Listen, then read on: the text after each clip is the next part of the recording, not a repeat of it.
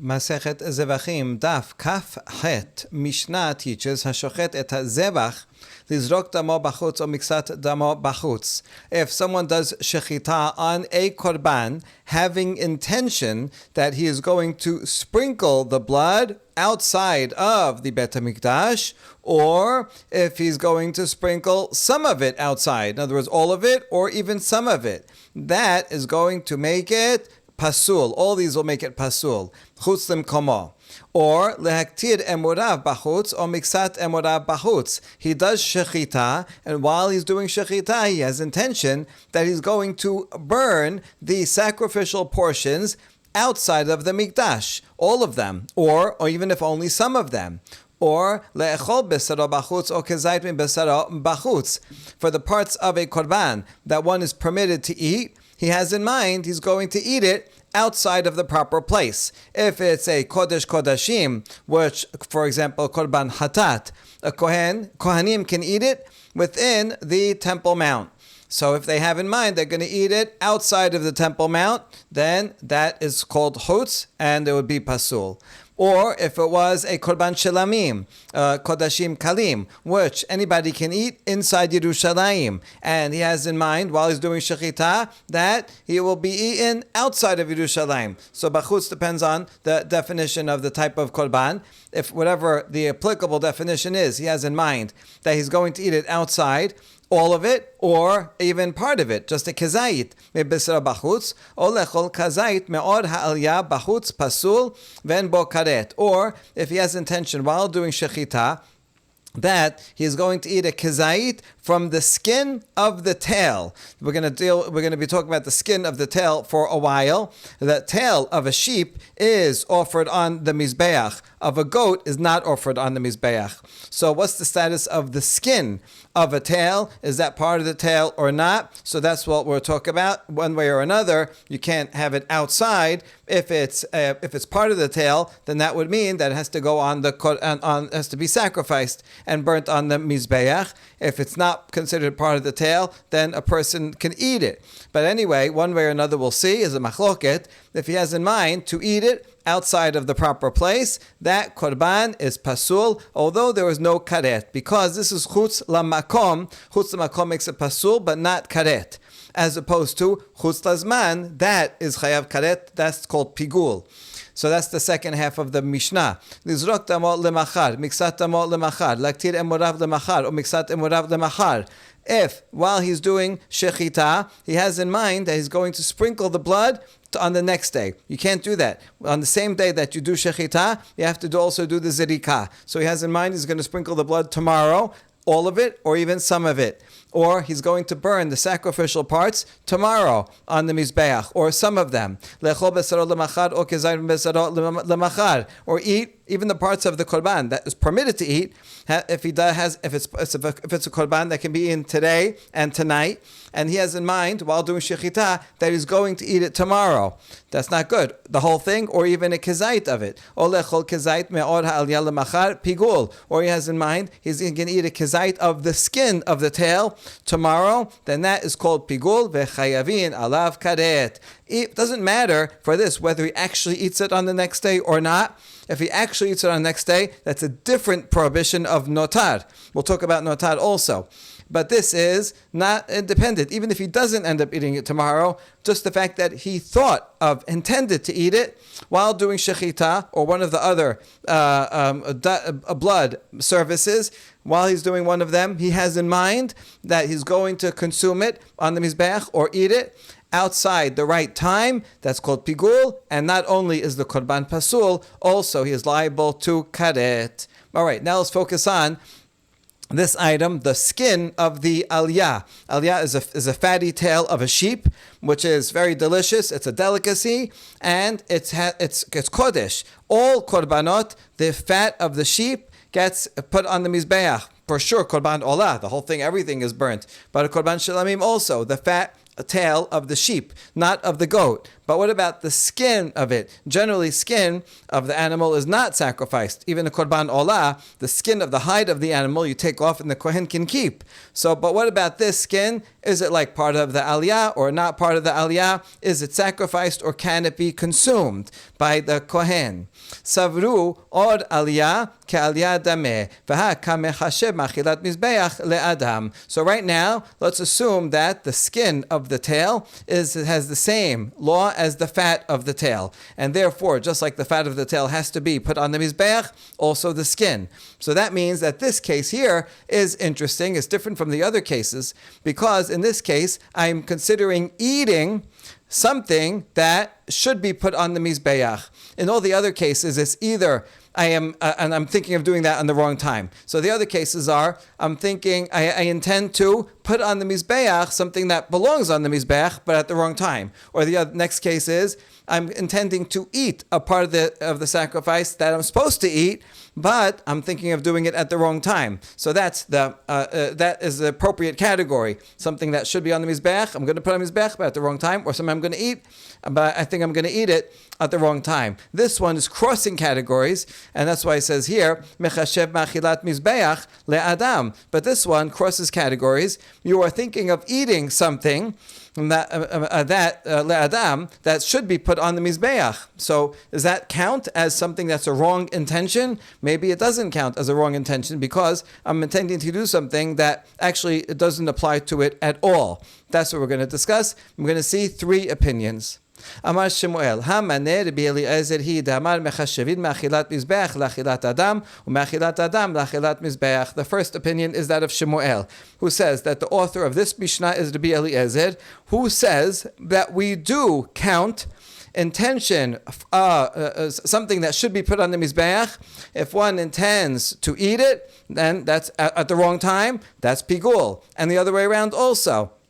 If something is achilat adam and he applies it to achilat mizbeach, and he intends it to do it at the wrong time, that also is pigul. So according to that, not only if it's the same thing, the same type of thing, that's pigul, but also the different type. That'll be clearer now by reading this Mishnah, which is going to come up later in this Masechet. Itnan, hashochet et hazebech lechol davar she'en darko lechol, laktir davar she'en darko laktir, kasher. V'Rabbi Eliezer posel. Tanakama does not apply this changing category, things that if you change the category, it's not pigul. So according to Tanakama, someone does shechita of a korban, intending that he's going to eat something that generally is not eaten by a person. It's generally sacrificed. And he has intention he's going to eat it at the wrong time. That is not pigul, it's kasher, because that wrong intention applies to something that he can't eat anyway. And the general rule about pigul is that something is pigul only if everything else is okay with it. It has no other problem except the intention of the wrong time. And so he's intending to eat something that is supposed to be on the mizbeach. So therefore, not pigul. Or if he's intending to put on the mizbeach something that is not usually put on the mizbeach, but is generally eaten. So he's intending to put on the mizbeach something not supposed to be there. So that's a problem in and of itself. But by having in mind that he's going to do it at the wrong time, that does not make it pigul. That's Tanakama. Tanakama says switching categories is not pigul. But Rabbi Eliezer says it is pasul. According to Rabbi Eliezer, that's not only pasul, it's pigul. Even though he's intending to eat something that should be on the mizbeach, he's going to eat it at the wrong time. Still, that's pigul. And it doesn't matter. That happens to be a different category. Okay, so now we see, according to Shemuel says that our Mishnah, the one we read above, is the opinion of Rabbi Eliezer.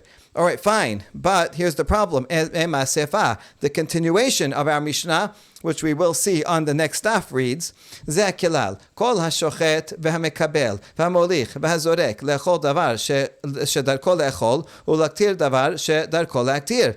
The next Mishnah gives a general rule and says, anyone who does any of the 4 blood rites, does shechita, receive the blood, brings the blood, or sprinkles it onto the mizbeach, and while he's doing that, he has in mind that he's going to do it at the wrong time, and even if it's something that is eaten, lechol, he has intention to eat at the wrong time, something that is normally eaten at the right time, that would be fine, but he intends to at the wrong time. Or he intends to put on the mizbeach something that should be going on the mizbeach, but he has in mind that it's the wrong time. That's the end of the Mishnah. So we see that this Mishnah says, only if it's the same category is it pigul. Davar shedar kol echol in, shedar kol echol la. Only if it's something that normally you eat, and you intend to eat it at the wrong time, then it's pigul. But if it's something that should be on the mizbeach, and I intend to eat it at the wrong time, it will not be pigul. Atan Rabbanan. So the sefa clearly is the opinion of Rabbanan, and not Rabbi Eliezer. So now what are you going to say? Resha Rabbi Eliezer v'sefa Rabbanan. The Mishnah we just learned earlier, above, we started today with, that would be Rabbi Eliezer, and the continuation of the Mishnah on the next daf is Rabbanan. I mean, it's separated, but in the Mishnah, it's all continuous. So it's 2 different authors, Amar Le'in, and Shemuel could say, yes, I think so. Sometimes you have such a thing, that the Mishnah is composed of a quote from one sage and a quote from a different sage, and that is Shemuel's opinion. That is interpretation number 1. Second one, Rav Huna Amar, Or Aliyah Lav K'Aliyah Dameh. He thinks that the skin of the tail is not have the same status as the tail. The tail of a sheep you have to put as a korban, but the skin you can eat. And therefore, in this Mishnah, when it says if someone intends to eat the skin of the tail at the wrong time, it's pigul. That's because it's in the same category. You're eating something that is supposed to be eaten, so there's no problem with that. The only problem is that it's at the wrong, you're thinking of doing it outside the time. And therefore, Rabbanan would say, it's pigul, so therefore, this Mishnah could be Rabbanan. Amar Rava, my tamad Rav Huna, chelbo ha'aliyah, velo or ha'aliyah. Rava says, what would be a source for Rav Huna? It's a pasuk in Vayikra that says, what can't you eat? Chelbo ha'aliyah, the fat of the tail, meaning the fat. The fat is what's prohibited, but that excludes the skin, which is permitted to eat. That's the second interpretation. Rav Chisda Amar, Leolam or ha'aliyah k'aliyah dameh, v'achav ma'izkinan be'aliyah shel gidi. Rav Chisda says, I'm going to go back to what Shemuel said, that the skin of the tail is like the rest of the tail. It has to be consumed on the mizbeach.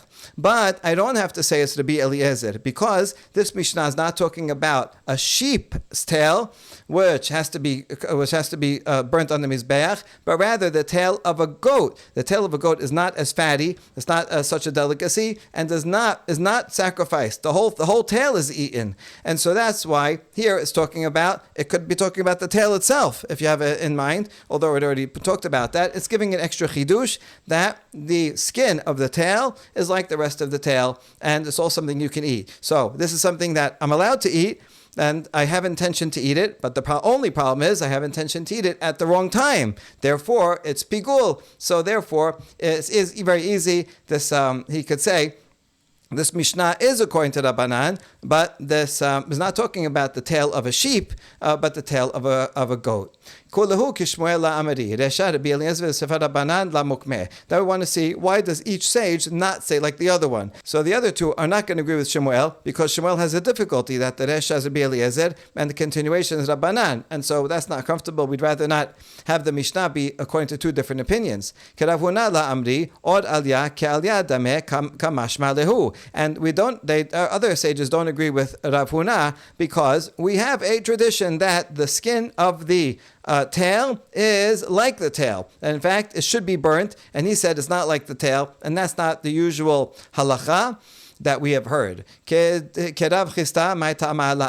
how come the other sages didn't agree with Rav Chisda? That we're talking about a goat's tail here. Because then what's the Mishnah teaching us that's new?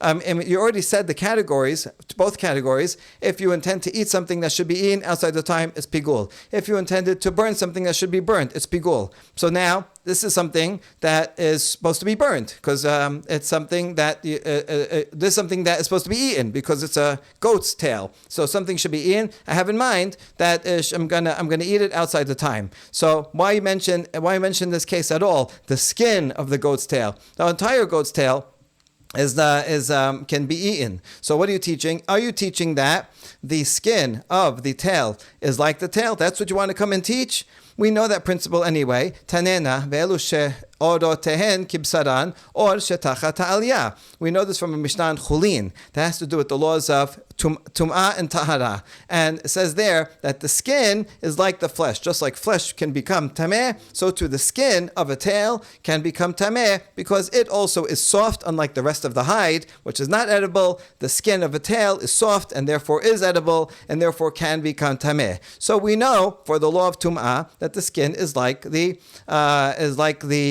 tail itself. And therefore, we don't need this Mishnah to come and teach us that in general, the skin of the tail is like the fat of the tail. Rav Chisda, what would you say to that? What is its teaching? No, I need this Mishnah also, because I might have said that Chulin, that's only teaching me regarding Tum'ah, that Akich mistaref, since the skin of the tail is soft, yes, it joins in as part of the flesh of it to make a shiur. So yes, that law is true for Tum'ah. Aval hacha ema lemoshcha ligdula kederech shemelachim ochlin vela abidi melachim da'achli hachi ema la kamashmalan. But here, I might say, what the pasuk says regarding gifts that are given to the kohen, that they are a consecrated portion, meaning it has to be eaten in a great way, the way a dignitary would. So how do kings eat? Well, kings do not, they eat the fat tail. It's delicious, it's a delicacy, but they don't eat the skin. And therefore, I might have thought that so too for a sheep's tail, the skin is not part of what is sacrificed on the altar. This because kings don't eat the skin, and therefore kamash malan. Therefore, he wants to according to Rav Chisda, this Mishnah says the skin is like the tail. Even though this Mishnah itself is actually talking about a goat's tail and saying, one has intention to eat the skin of it and outside the time. That's something that's edible. And therefore, it is pigul, but still, it's putting this category itself by itself to teach that for all kodashim, not only for tumah, also for kodashim, the skin has the same status as the flesh. And so that's what, according to Rav Chisda, he can answer that question. And yes, we need this Mishnah to teach us that principle. Me'tibeh, a challenge against Rav Chisda. It's a challenge from a long baraita. Hashochet et ha'olah. The key to the question is that the fact that this baraita only talks about an olah, where everything, all the parts of the animal are sacrificed. Why did it pick an olah only? Well, let's see what it says. On the olah, having intention, that he's going to burn a kazait of the skin that's under the aliyah, meaning the skin of the tail, outside its place, pasul and bo karet. So that's chusum komo. So it's only pasul, but that's not pigul, not karet. Chutz is mano, pigul v'chaybin alav karet. But if he has in mind to do it outside of the time, then that's pigul, and one is liable to karet. Good. So we see here that the skin of the aliyah has the same status as the aliyah, and here we're clearly talking about a sheep. Actually, here it doesn't matter what it is because it's a korban olah, and the korban olah, everything gets put on the altar. So everything goes put on the altar, and including the skin as part of the tail, and has to be put on the altar.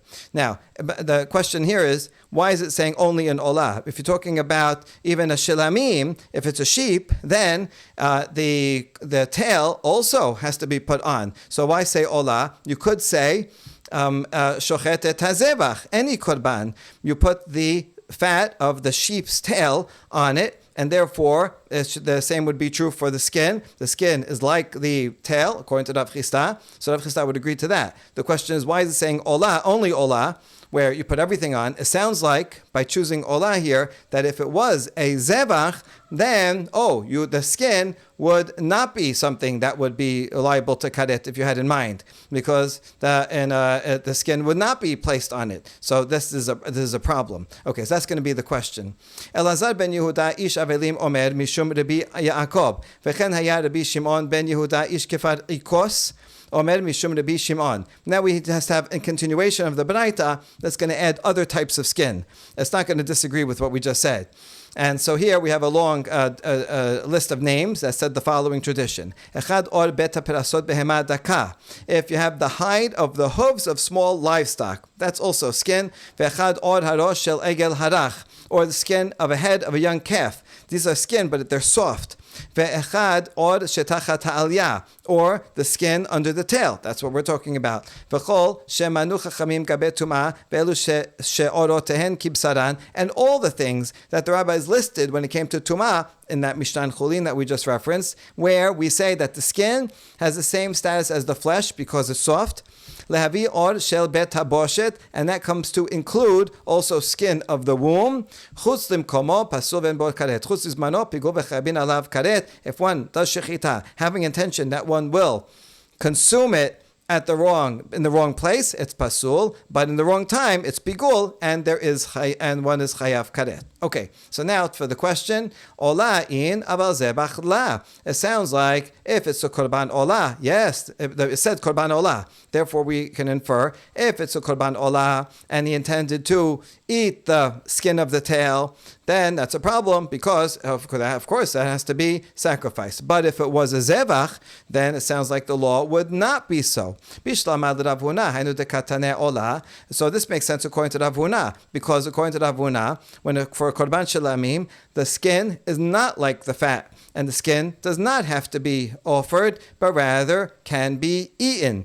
And therefore, if one intends, when he's doing the shochet et ha'olah, if it was not an olah, if it was shochet et ha'zebach, and he's thinking of burning part of the skin of the tail, well then he's thinking of burning something that actually can be eaten, because according to Rav Huna, the skin does not have the same status as the fat. And so this Mishnah makes sense why it picked specifically an olah. Only for an olah you have to burn the skin of the tail, but for shalamim you don't have to burn the skin of the tail, only the fat of the tail. And so then it makes sense why the Mishnah specified an olah. But according to Rav Chisda, why to say only an olah? It's true for a zevach also, since Rav Chisda thinks that the skin of the tail has the same law, same status as the fat of the tail, that you have to burn it. You could ask this question according to Shemuel also, because he also thinks that the fat of the tail has to be the skin of the tail has to be burnt also with the fat of the tail, and therefore, according to Rav Chisda, this should have said hashochet et hazebach, any zebach that you do shechita, and you have in mind that you're going to burn the skin of it. And that's you're supposed to put it. You're going to burn the skin tomorrow, and you're supposed to do it today. So that would be chutz lizmano, the simple case of chutz lizmano, and therefore it would be pigul. Also, if it was not a korban olah, it's still pigul. So why did, according to Rav Chisda, why does it say specifically a korban olah? Amalach Rav Chisda, ibaitema be'aliyah shel gedi ve'ibaitema tane zebach. Rav Chisda has two answers. Maybe, this baraita also is talking about a goat's tail. That's why if it's a korban olah, then even a goat, the whole thing has to be sacrificed. And so now you're thinking of sacrificing, burning part of it at the wrong time. That's pigul, because it's talking about a goat. But if it were a shalamim, then you would not have to burn the tail at all for a shalamim. And so therefore, that's why it has to be, since it's talking about a goat, this law is only true for an olah, but not for a shalamim. Or maybe he says, you should add the word, say the word zevach. Don't say olah. No, it's not true. That's the wrong version of the braita. According to Rav Chisda, the correct version of the braita is in fact zevach. Pasul ve'en bo karet ve'chule minahane mileh. Now we're looking for a source of the distinction in the Mishnah that says if someone had in mind when doing shechita to eat it in the wrong place, it's pasul, but there's no karet. However, if he had in mind to eat it outside the right time, then there is karet. What's the source for this distinction? Amar Shemuel tere kira'e kitibe. Shemuel said there are two pesukim that are involved. Actually, he means one pasuk, but two parts of one pasuk. Maihi, what is he talking about? Amar Rabba, Shilishi, Zehu chutz lizmano. Pigul zehu chus limkomo. We're referring to the Pesukim in Parashat Tzav Vayikra 7. It says, V'im he'achol yachel mi besar zebach shelamav bayom hashilishi. A korban shelamim can be eaten for a day and the next night and the next day. So that not 3 days later. If it is eaten on the third day or after that, lo yeraseh, then it's no good. Not acceptable. Hamakrib oto lo yechashev lo, will not count for him. Pigul yeh, it is pigul. V'nefesh ha'ochet mimenu avonat tisa, and someone who eats it will bear his sin. A simple reading of this pasuk sounds like it's talking about someone who actually eats it.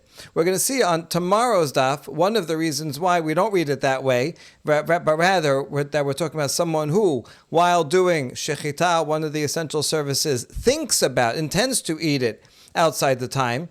One of the reasons is because it becomes lo yaraseh, it becomes invalid. Well, here's the thing: how does it become invalid 2 days later, retroactively to today? So that would mean that I do everything correctly today. Okay, it's acceptable. I fulfilled my obligation. And then if someone eats it 2 days later, retroactively, now that wasn't good. So that's strange. And so therefore, that's one reason. We'll see. Another reason, lo yechashev. The word yechashev means it has to do with thought, with intention. Okay, so that's why, for several reasons, the Midrash reads this not as someone who actually eats it. That is also a sin. It's called notad, which we will discuss now as well.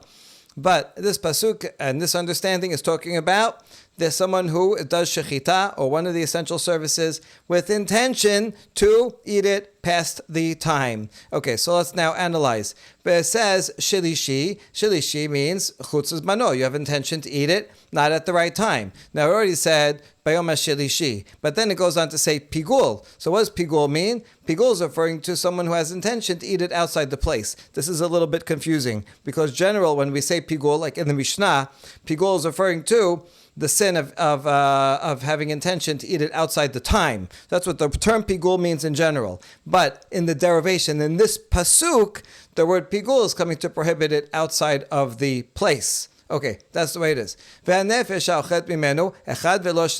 says the person who eats from it. Only one person. So only one person gets the highest punishment of karet. Who gets karet? Someone who has intention to eat it outside the time, and that comes to exclude someone who intends to eat it outside the place, which is pasul, but will not bear karet. Now, why did you decide? This pasuk is referring to both types of problems. Maybe the person who gets the prohibition of karet is the person who intends to eat it outside the time, but not outside the place. Well, it makes more sense that the karet will apply to the person who intends out chutz zmano, because that's the beginning of the pasuk. Adraba, chusim komot, if tismichle. No, actually, someone who thinks outside the time is the one that should get karet, because it's closer to the avonat tisa, is right after pigul. So maybe it's closer in the pasuk, and that's the person should be. And therefore, there's no way to tell one way or another who should get karet and who not. And therefore, we try a different derivation. Ela amar Abaye, ki ata Rav Yitzchak bar Avdimi amar Rav. Samich adetane tana. Abaye says that when Rav Yitzchak bar Avdimi said the name of Rav, that we can rely on the following tana. כשהוא אומר שלישי בפרשת קדושים תהיו, שאין תלמוד לומר שהרי כבר נאמר אם האכול יאכל מבשר זבח שלמים ביום השלישי. Now we're going to actually bring in a different pasuk from Parashat Kedoshim, Vayikra 19. Now, why do we need that pasuk in Kedoshim? Let's look at that pasuk. So here's the one that we just saw from Parashat Tzav. If we go to 19, it says here that you have to eat it on that day. It says this is Parashat Kedoshim. Here's the beginning. So bayom zibchachem yachel mimachorat. You can eat a korban that day and the next day. Talking about a shilamim offering. V'anotar ad yom hashilishi ba'esh yisaref. If you leave it over to the third day, you have to burn it. V'im ha'achol If you do eat it on the third day, it's pigul, it will not be acceptable.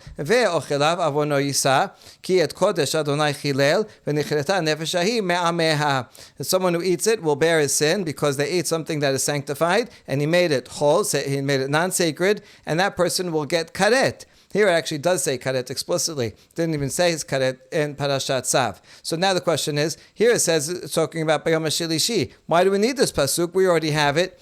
And Vayikra 7, it says if you eat it on the third day or later, then you will get a sin. So let's assume that Parashat Tzav is talking about intending to eat it outside the right time, and therefore kedoshim, although it says the third day, but it can't be talking about the same thing because we don't need another pasuk for that. So let's apply the kedoshim to chutzim komo.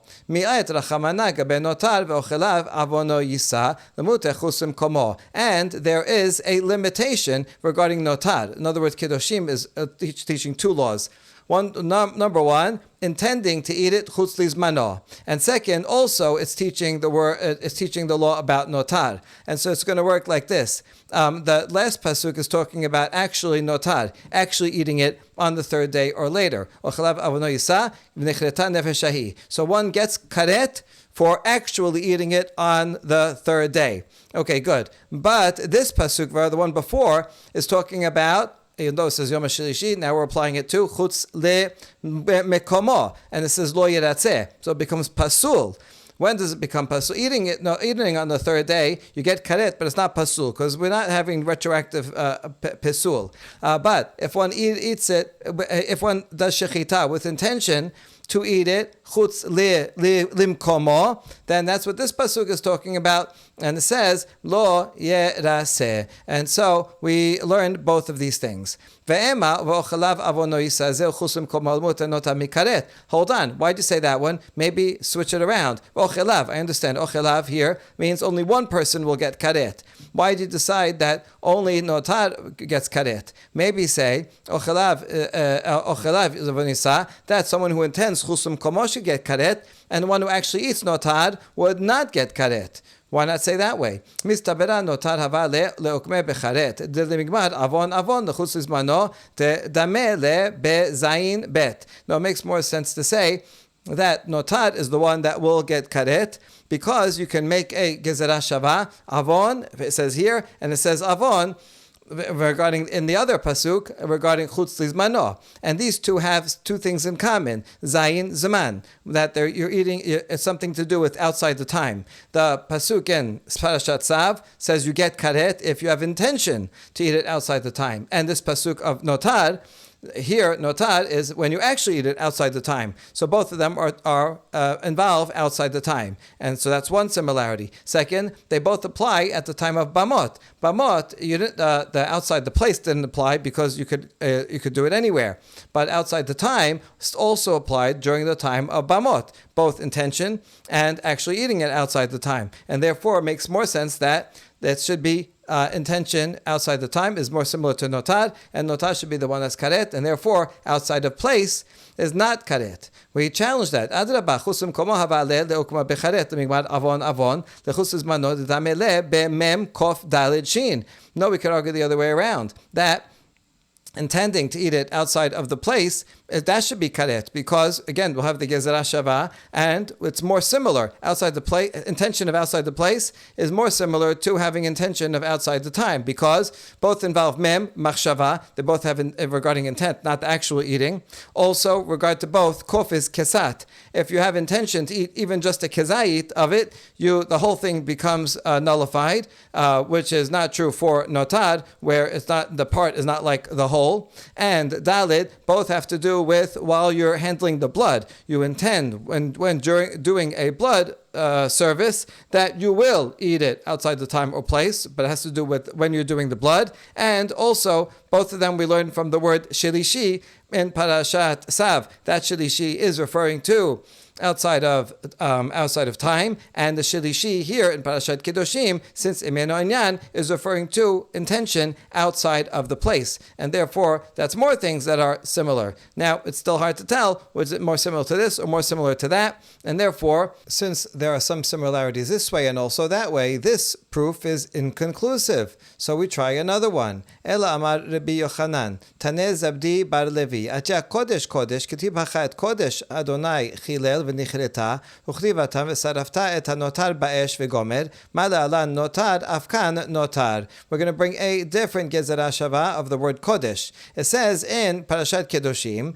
Kodesh Hashem Chilel v'nichreta. So if he leaves over, it sounds like notar, he leaves it over, he gets karet. And it says in Shemot 29 that one has to burn all the notar because it is Kodesh. So just like over there, that's clearly talking about notar. So also over here in Parashat Kedoshim, when it says one gets karet, it's talking about notar. So that's how we know that notar is the one that gets karet, and chutz limkomo does not get karet.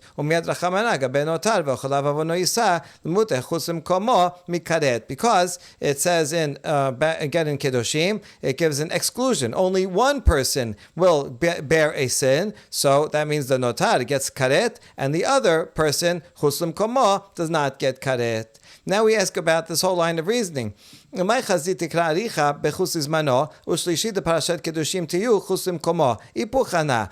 assuming that the long pasuk, that's the one in Vayikra 7, that you assumed from outright is talking about chus lizmano? Okay, which it is. It talks about Yom HaShilishi. But then you said, the Shilishi in Parashat Kedoshim, mimeno inyan, lizmano, it must be mekomo. How do you know that that's true? Maybe say it the other way around. Start with Kedoshim and say that's talking about chutz lizmano, and then say, then the one in Vayikra 7 is extra, so I don't need it for zimano. That's the one that would be mekomo. And then we could come to the opposite conclusion about which gets karet and which doesn't.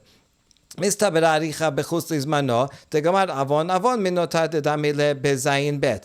makes more sense to say that the long pasuk, one in Perek Zayin, is talking about chutz lizmano, and then we can make a gezer hashava from the word avon there to the word avon that says regarding notar. And since you have a gezer hashava, just like notar is karet, so too chutz lizmano would be karet, and what they have in common is they both have to do with time, and they both would apply to the time of Bamot.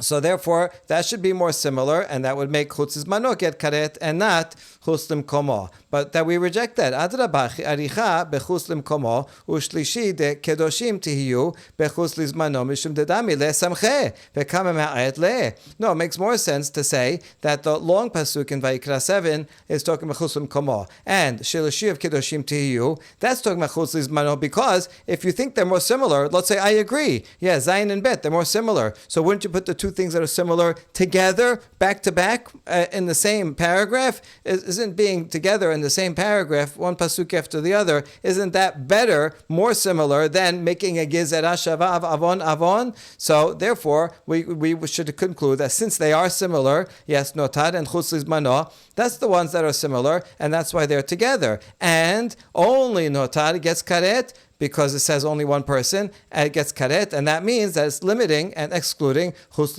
lizmano, which would not get karet. And then you would get to the opposite conclusion. So that answer does not work either. Ela marava, kuluhu mikra richat yan. So Rava says, no, I'm going to go back. I don't need two different pesukim. I can learn everything from one pasuk. This is all interpretations of Shemuel, because Shemuel said two pesukim. We thought maybe it meant one pasuk, two pesukim, or two parts of one pasuk. So Rava is going back to the one pasuk theory. Dichtiv, he'achol ya'achel. So now back to the one pasuk. It says im achol ya'achel. We can go back to look at each part of that pasuk. Here it is. Im achol ya'achel. So the double verb. Bishtachilot hakotu medaber. Echad achilat adam ve'echad achilat mizbeach. the two consumptions are referring to two types of consumption, either that a person eats or that should be burnt on the Mizbeach. If one has improper thought either about the person or the Mizbeach eating at the wrong time, then both of those are included in this law. The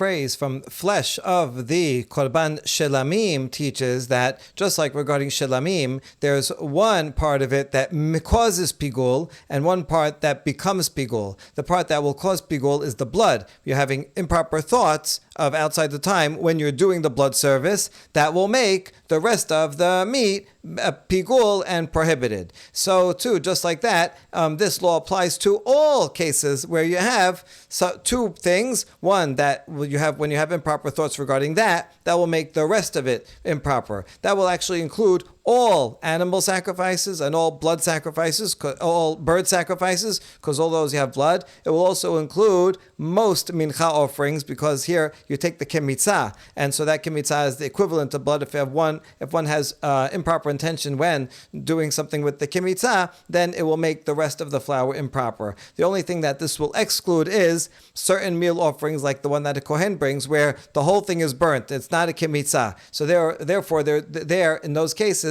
there's no separate mifagel and mitpagel, so the law of pigul cannot apply to those. Shilishi zeu chusliz mano. Now, the word shilishi, that refers to having intention outside of the time, and lo yeraseh keharsat kasher ken harsat pasul. Ma harsat kasher ad sheyakrivu kol matirav, af harsat pasul ad sheyakrivu kol matirav. It will not be accepted. Just like one has to do everything properly in order for it to be kasher, so too one has to do everything properly except for having wrong intention of time in order for it to become pigul. Right? This is the principle that we've said a couple of times before, that pigul, karet, only applies if you did everything else correctly. So that's what we learn here. Just like acceptance to make it kosher is when you do proper korban, proper service to all the things that you will make it permitted to consume, so too the acceptance that will make it pasul as pigul is only if you do everything else in the correct way. Hamakriv b'akrava hu nifsal v'no nifsal b'shilishi. It's referring to the person who is making the sacrifice. When he's doing the basic services, that's when it will become pasul, it will become pigul outside of the time, and by having thoughts outside the time, and you get karet. But not if you actually eat it on the third day. Then that's not the law of pigul. It doesn't become bad on the third day retroactively to the first day. No, it becomes pasul only if you have bad, incorrect thoughts on the first day, that you're going to eat it on the third day. What gets pasul? The korban becomes pasul, not the kohen who did it. The kohen who has wrong intent, although he shouldn't do that, the kohen himself does not become a disqualified kohen.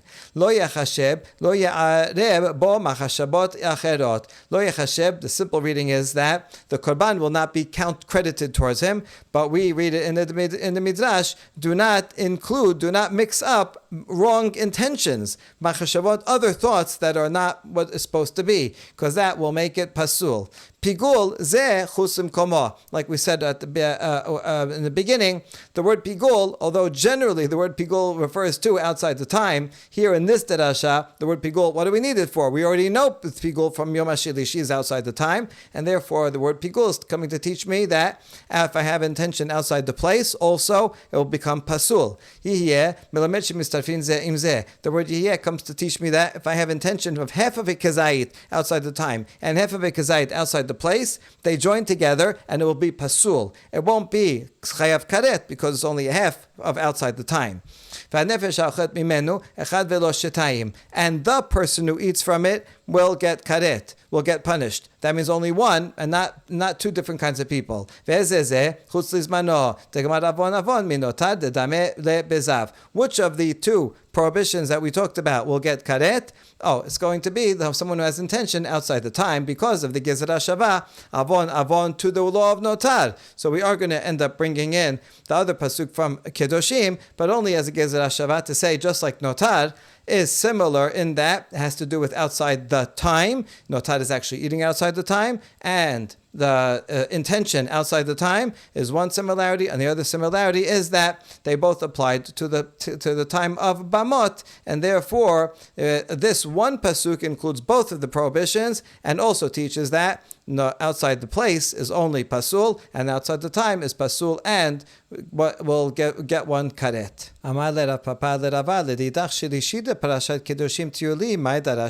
Now Rav Papa challenges Rava, but according to you that you learned everything from the pasuk in Parashat Tzav, the word shilishi that's in Parashat Kedoshim, what do you do with that?